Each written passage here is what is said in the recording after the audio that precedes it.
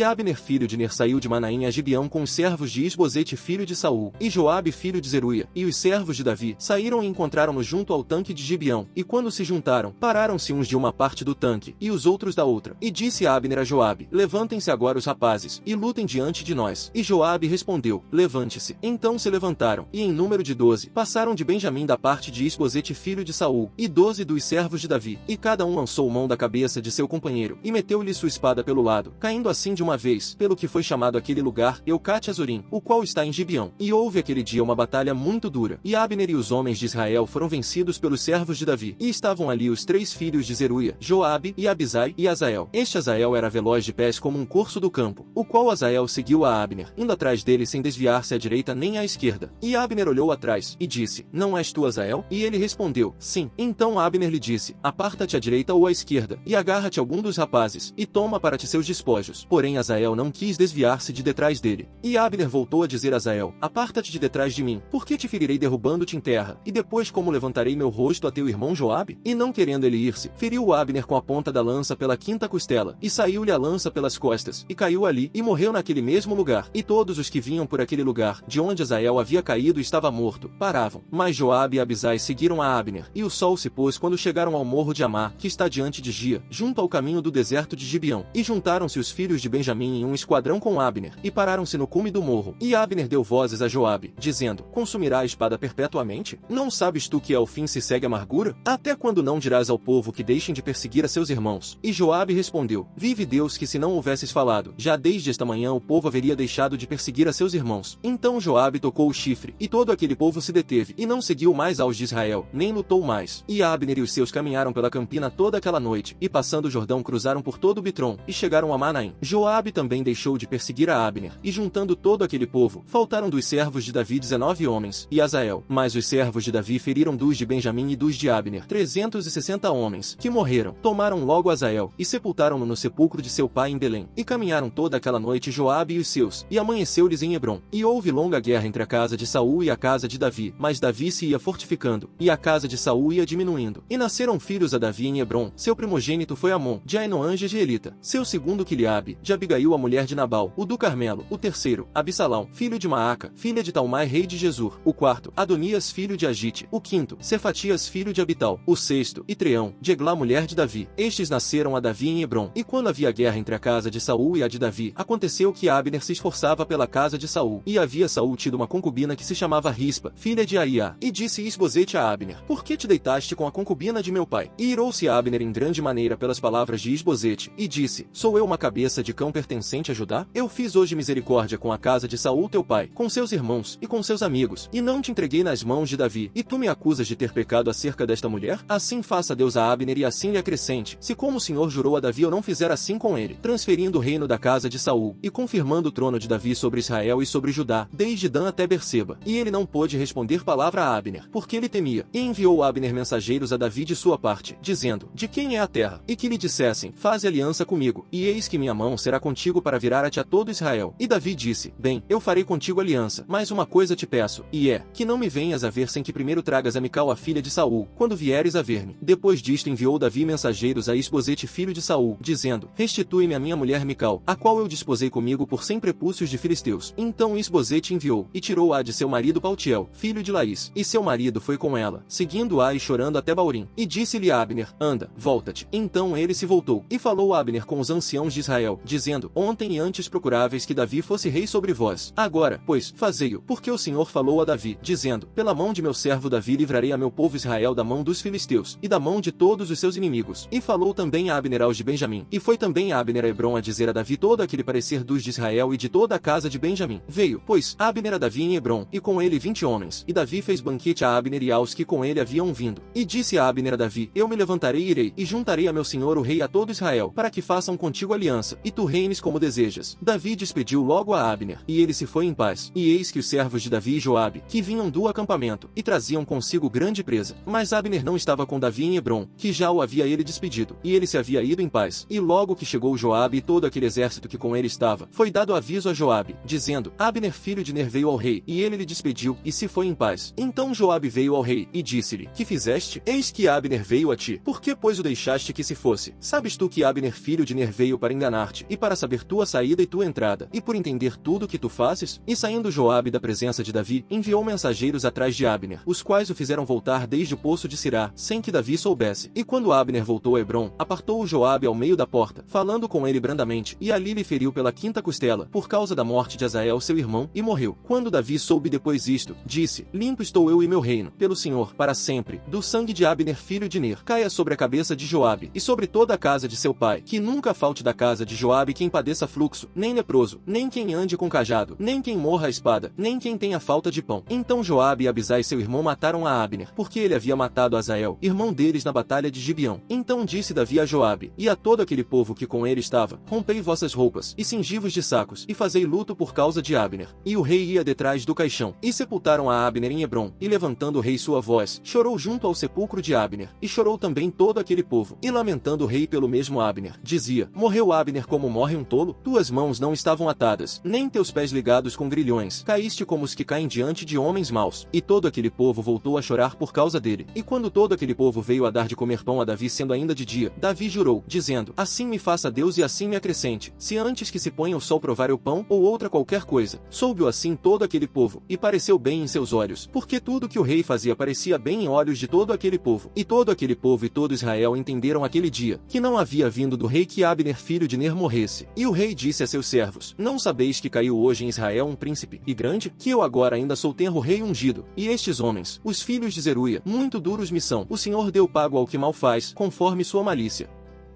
E antes da festa da Páscoa, sabendo Jesus que sua hora já era vinda, para que deste mundo passasse para o Pai, havendo amado aos seus, que estavam no mundo, até o fim os amou. E terminada a ceia, o diabo já havia metido no coração de Judas de Simão Iscariotes, que o traísse. Sabendo Jesus que o Pai já tinha lhe dado todas as coisas nas mãos, e que ele era vindo de Deus, e para Deus ele iria, levantou-se da ceia, e tirou as roupas, e tomando uma toalha, envolveu-a em si. Depois pôs água em uma bacia, e começou a lavar os pés dos discípulos, e limpá-los com a toalha com que estava envolto. Veio, pois, a Simão Pedro, e ele lhe disse: Senhor, tu a mim lavas meus pés? Respondeu Jesus, e disse-lhe: o que eu faço tu não o sabes agora, mas depois o entenderás. Disse-lhe Pedro: nunca lavarás meus pés. Respondeu-lhe então Jesus: se eu não te lavar, não tens parte comigo. Disse-lhe Simão Pedro: Senhor, lava não só meus pés, mas também as mãos e a cabeça. Disse-lhe Jesus: aquele que está lavado não necessita lavar, a não ser os pés, mas está todo limpo. E vós limpos estáis, porém não todos. Porque ele bem sabia quem o trairia. Por isso disse: nem todos estáis limpos. Quando então, tendo eles lavado os pés, e tomado suas roupas, voltou a se sentar à mesa, e disse-lhes: entendeis o que vos tenho feito? Vós me chamais mestre, e senhor, e bem dizeis, que eu o sou. Pois se eu, o senhor, e o mestre, tenho lavado vossos pés, também vós deveis lavar vossos pés uns aos outros. Porque vos tenho dado exemplo, para que como eu vos tenho feito, façais vós também. Em verdade